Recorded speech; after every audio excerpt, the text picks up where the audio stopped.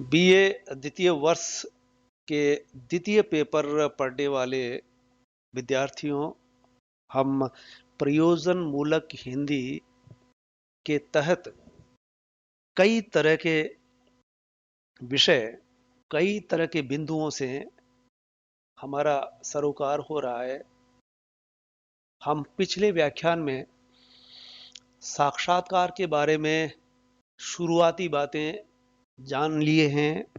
अब हम इसमें और अंदर प्रवेश करते हैं तो हम पाएंगे और जान सकेंगे, हमारी जानकारियां बढ़ेंगी कि जिसे हम पत्रकार कहते हैं। पत्रकार से मतलब जो अखबार की जान होता है, अखबार में जो कुछ प्रकाशित होता है, छपता है समाचार, उसके पीछे पत्रकार तत्पर रहता है, चाक चौबंद रहता है, खबरें जुटाने के लिए, बनाने के लिए। तो पत्रकार का ही एक और रुख, एक और विशेषता, एक दूसरी विशेषता और खास विशेषता है साक्षात्कार लेना। तो साक्षात्कार कई बार हमें मीडिया में, प्रिंट मीडिया में, इलेक्ट्रॉनिक मीडिया में सुनने को, पढ़ने को मिलता है। आखिर ये साक्षात्कार होते क्या है? साक्षात्कार में क्या होता है, किससे लिया जाता है और कैसे लिया जाता है, क्या निकल के आता है साक्षात्कार से? जब आप ये सवाल उठा सकते हैं कि जब पत्रकार समाचार दे देता है और पाठक समाचारों से बखूबी परिचित हो जाता है, तब फिर इस साक्षात्कार की क्या जरूरत रह जाती है? इसे हम ठीक वैसे ही कह सकते हैं कि बहुत सारे पाठक ये नहीं समझते कि समाचार के अलावा भी बहुत महत्वपूर्ण बातें अखबार में होती है। जैसे पिछली बार हमने संपादकीय पढ़ा था और संपादकीय के बारे में आप ठीक से जान चुके हैं, नहीं जान चुके थे, वो पुराने व्याख्यान कोई 5-6 होंगे, उसे आप पुनः देखें कि संपादकीय क्या होता है, संपादक क्या होता है और क्यों कर अखबार के लिए संपादक का और संपादकीय का कितना महत्व होता है। संपादकीय बुद्धिजीवी और जागरूक पाठकों के लिए बौद्धिक खुराक का काम करता है। ठीक वैसे ही साक्षात्कार भी हमें, उस पाठक को, कई ऐसी सूचनाएं, कई ऐसी बातें और कई ऐसी घटनाओं की तह तक पहुंचाने का ये काम करता है। कोई छुपी हुई बातें जब घटना घट चुकी तो घटना घटने के पीछे खास कारण, जिम्मेदार अधिकारी कौन है, उन तक पहुंचता है और उनके माध्यम से हमें कई तरह की ऐसी रहस्यमयी बातें भी खुल करके सामने आती है। तो इस तरह से हम समझ सकते हैं कि साक्षात्कार अखबार में या किसी भी मीडिया में जब पत्रकार किसी से साक्षात्कार लेता है, तब वो 10 रोपा दर्शक, श्रोता और पाठक के लिए कई तरह से जानकारियों का, ज्ञानवर्धन का, सूचनाओं का एक स्रोत खोल देता है और कई ऐसे तथ्यात्मक बातें जो वो व्यक्ति, वो अधिकारी, वो जो घटना के पीछे है, जो जिम्मेदार है या जो जिम्मेदार बैठे हुए हैं, नीति निर्धारक है, किसी भी तरह से जो प्रमुख है, किन्हीं बातों का उस तक पहुंच करके पत्रकार उससे रूबरू होकर के, साक्षात सामने बैठ करके उससे कुछ सवालात करता है और वो सवालात हमारे सामने होते हैं। तब दर्शक या श्रोता या पाठक बहुत सारी चीजें जानने के लिए वहां उसे अवसर मिलता है। तो हम जानेंगे, इस जो डायग्राम आपके सामने है, जो चित्र आप देख रहे हैं, इसमें साक्षात्कार के कुछ खास तत्व। साक्षात्कार, पहला गोला में आप देखेंगे ये साक्षात्कार के तत्व है। और इसमें पहला साक्षात्कारी जिसे हम कहते हैं, जो साक्षात्कार लेता है उसे कहते हैं साक्षात्कारी। ये बेशक साक्षात्कार का तत्व नहीं है, लेकिन प्रेरक होता है। यानी अगर ये न हो तो साक्षात्कार संभव ही नहीं है। साक्षात्कारी बहुत कुछ होता है इसके पीछे, और उसके पास क्या सामग्री होती है, तो साक्षात्कार के तत्व में यह गिना जाएगा प्रश्नमाला, और सारा कुछ जो प्रभाव पड़ता है 10 रोपा पर, उस प्रभाव के पीछे वो साक्षात्कारी होता है। उसके प्रश्न होते हैं, उसकी वो प्रश्नमाला, वो प्रश्नों का जो सवालों का जो पहले से बनाए होते हैं और कुछ तत्काल बनते हैं, वो उसके पास होने चाहिए। जिससे भी वो रूबरू होने जा रहा है उससे संबंधित निश्चित उपयोगी उपयुक्त सवाल उसके पास पहले से होने चाहिए। उसका इतना अध्ययन होना चाहिए कि वो जिससे साक्षात्कार ले रहा है उसकी जानकारी उसे पहले से हो।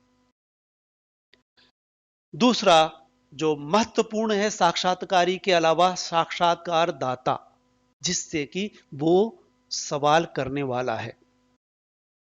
और साक्षात्कार देने वाला में क्या क्या चीजें हो सकती है, तो उसका दृष्टिकोण, कुछ उसका उद्देश्य, कुछ उसकी समझ, और कुल मिलाकर के उसका एक दृष्टिकोण होता है। उस दृष्टिकोण को ही वहां खुल करके, खोल करके साक्षात्कारी सभी के सामने पेश कर रहा होता है। इस तरह से साक्षात्कार दाता के दो रूप हो जाते हैं, बाह्य रूप और आंतरिक रूप। बाह्य रूप से जो दिखाई देता है, जितना उसको समझते हैं, जब वो साक्षात्कार दे चुका होता है, साक्षात्कार जब संपन्न हो चुका होता है, तो उसके आंतरिक रूप भी खुल करके 10 रोपाओं के सामने आ जाता है, खुल करके, और बहुत सारी बातें स्पष्ट हो जाती है। इस तरह से साक्षात्कार के जो तत्व होते हैं, साक्षात्कारी तत्व नहीं होता फिर भी वो तत्व से कम नहीं होता, क्योंकि प्रेरक भावना, जो प्रेरक चीज है उसकी, वो उसमें निहित होती है। साक्षात्कार के कुछ भेद हैं। पहला, संक्षिप्त साक्षात्कार, जो यकायक करने की जरूरत पड़ती है और संक्षेप में किसी से साक्षात्कार ले लिया जाता है, चलते चलाते चलते हुए, टेलीफोनिक मोबाइल पर, या घटना घटी वहां, वो संबंधित व्यक्ति है तो उससे मिलकर के एक संक्षेप में साक्षात्कार आयोजित कर लिया जाता है। उसे हम साक्षात्कार का एक लघु रूप कह सकते हैं। दूसरा होता है बातचीत करना, और बातचीत करते करते उसमें बहुत सारी बातें खुल करके आती है। और इसी तरह से दूसरा है भेंट वार्ता। भेंट वार्ता में कुछ औपचारिक बातें हो सकती है, औपचारिकता के बाद चल करके साक्षात्कारी साक्षात्कार देने वाले से समय लेकर के भेंट करता है, फिर वो वार्ता संपन्न होती है। और इस तरह से वो, जिसे हम मुलाकात कह सकते हैं, ये कुछ बारीक शब्दावलियां हैं जिसमें कुछ निहित है कि अंततः वो साक्षात्कारी साक्षात्कार दाता से आमने सामने बैठ करके बात करता है। इसमें दो ही प्रमुख होते हैं, एक साक्षात्कारी, दूसरा साक्षात्कार दाता। तीसरे की यहां जरूरत नहीं होती। इसमें संक्षिप्त साक्षात्कार भी शामिल है, बातचीत भी, भेंटवार्ता, मुलाकात भी।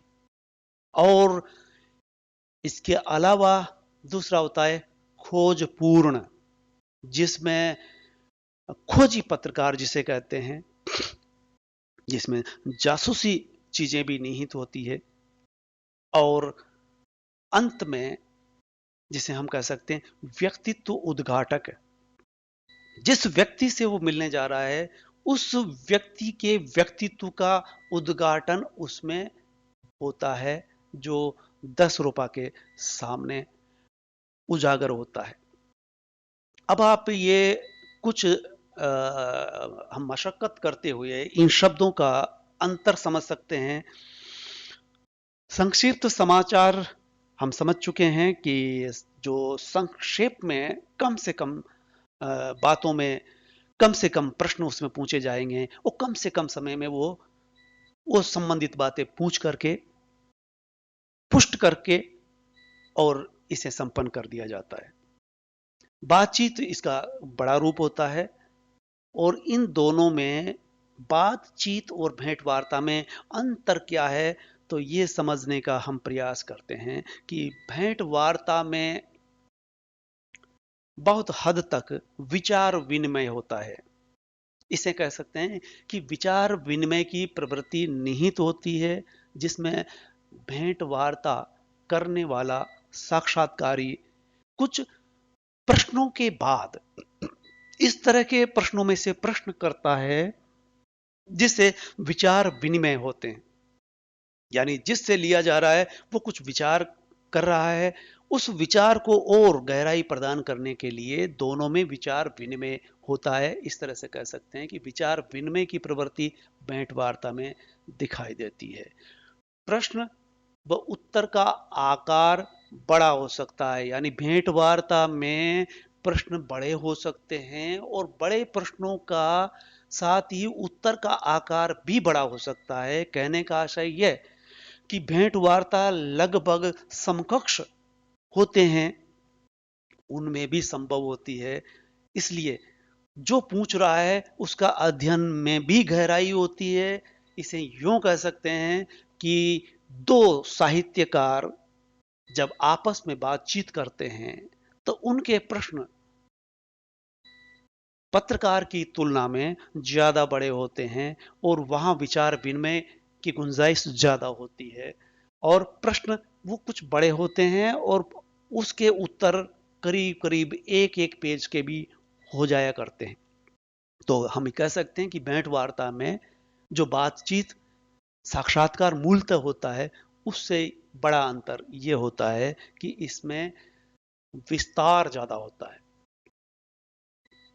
ठीक ऐसे ही मुलाकात जिसे हम कहेंगे कि इसमें प्रश्नोत्तर में काल का विस्तार एक दिन से एक सप्ताह का एक घंटे से लेकर के अधिक घंटों तक चल सकता है। इसे हम मुलाकात कह देंगे, जो एक दिन से लेकर के एक सप्ताह तक चल सकती है।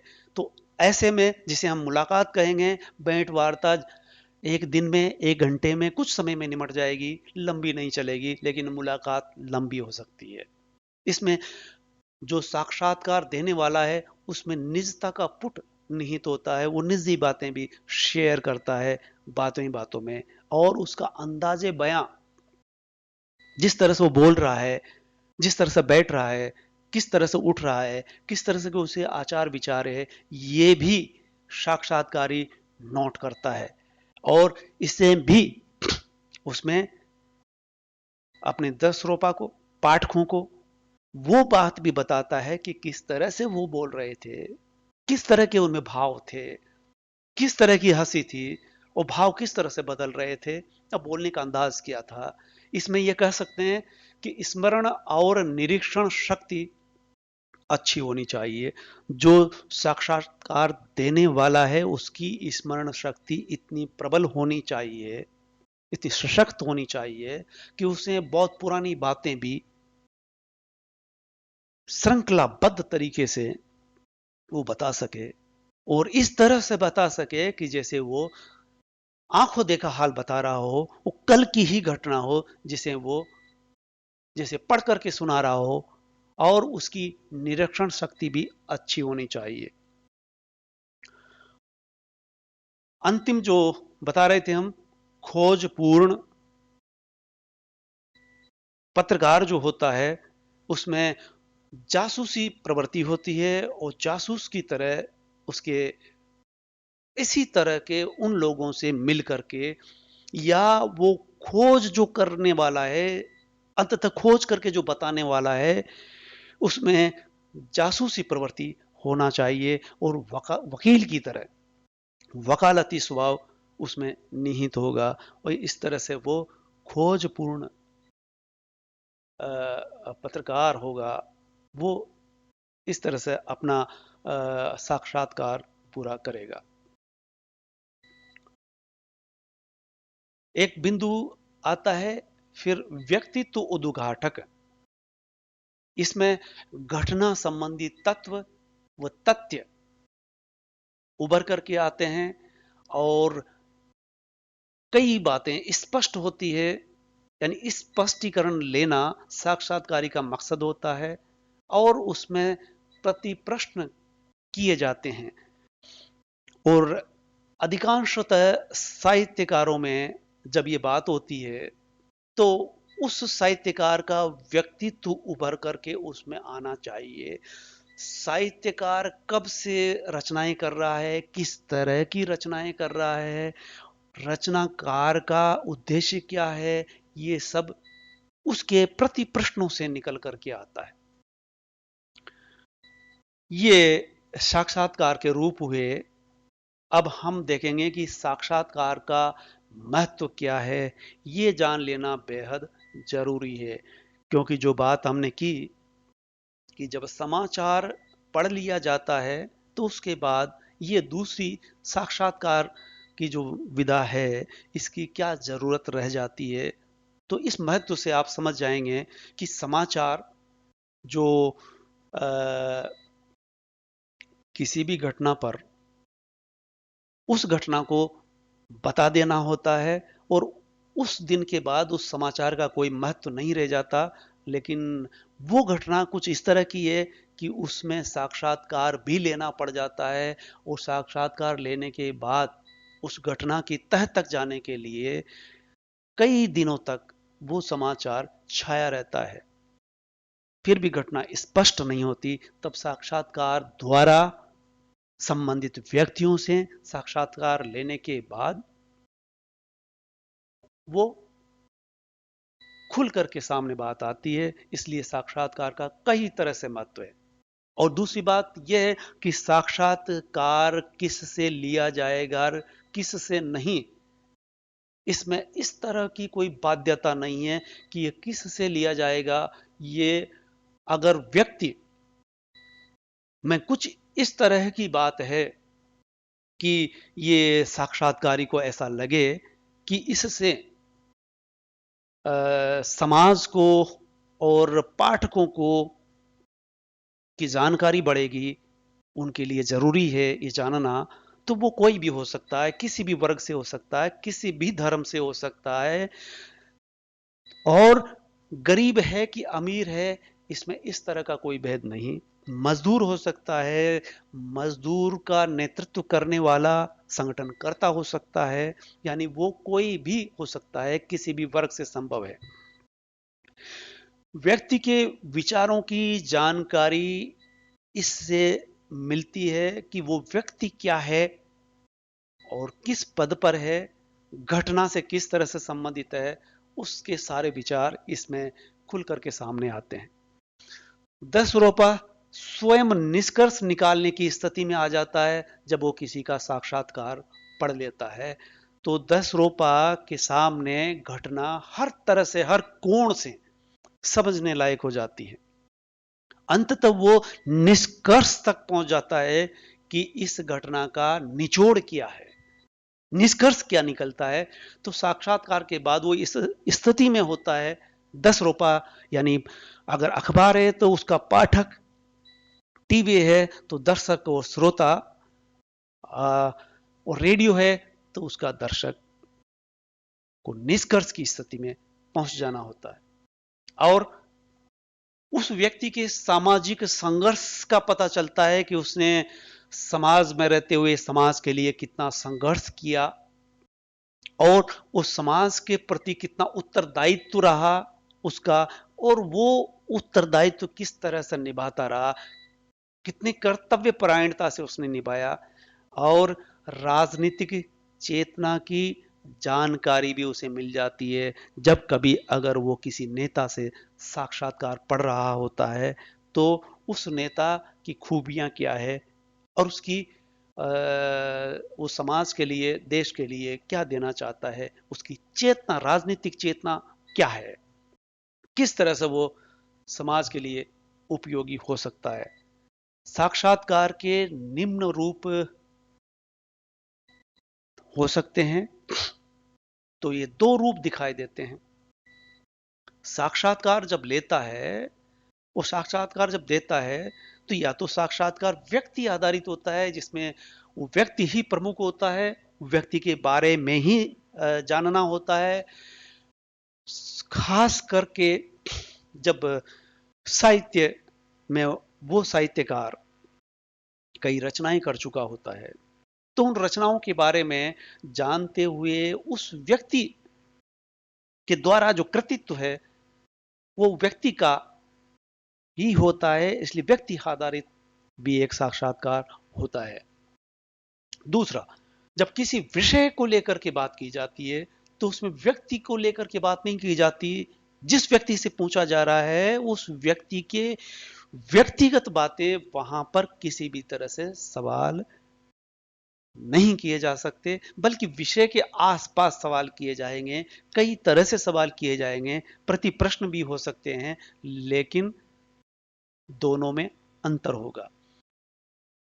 व्यक्ति आधारित साक्षात्कार के निम्न रूप हो सकते हैं। व्यक्ति विशेष से जो सवाल किए जाएंगे वो एक विषय पर आधारित होगा, और दूसरा, एक विषय पर कई व्यक्तियों से भी सवाल किए जा सकते हैं, जिसे हम सामूहिक साक्षात्कार कह सकते हैं।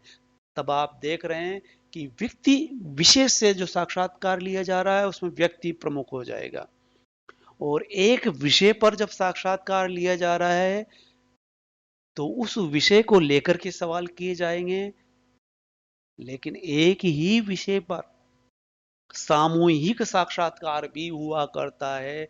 ये आप आजकल कई चैनलों में, कई बार, दिन में कई चैनलों में कई बार आप इसे देख सकते हैं, सामूहिक साक्षात्कार, जिसमें एक संवाददाता होता है, वो उसका संयोजन करता है और 5-6 लोग वहां बिठा लिए जाते हैं जो विषय के विशेषज्ञ कहलाएंगे, जिनसे उसी विषय पर बात की जाएगी, उसी विषय पर दूसरे से, तीसरे से, चौथे से सवाल किए जाएंगे, और इस तरह से उनमें डिबेट होगा। और हम आजकल ये देखते हैं कि टीवी पर जब भी इस तरह के आयोजन होते हैं, उसमें वो व्यक्ति जो सवाल कर रहा होता है, कई बार वो इतना हावी हो जाता है, या 2-3 लोगों के बीच में इस तरह से बात होने लगती है कि दोनों ही बोलने लगते हैं, तो पता ही नहीं चलता कि कौन क्या बोल रहा है, विषय क्या रह गया है। बल्कि अपनी बात जोर शोर से कहना, चिल्ला करके कहना, इस तरह की प्रवृत्ति से साक्षात्कार का ये रूप विकृत होता जा रहा है, और टीवी चैनलों पर ये रूप उभर करके आ रहा है। इस तरह से उस साक्षात्कार का महत्व होते हुए भी महत्व नहीं रह जाता। तो इस तरह से आप समझ सकते हैं कि साक्षात्कार क्यों कर महत्वपूर्ण होता है। अब कुछ बातें और बची है, मैं तीसरे व्याख्यान में उसे पूरा करूंगा।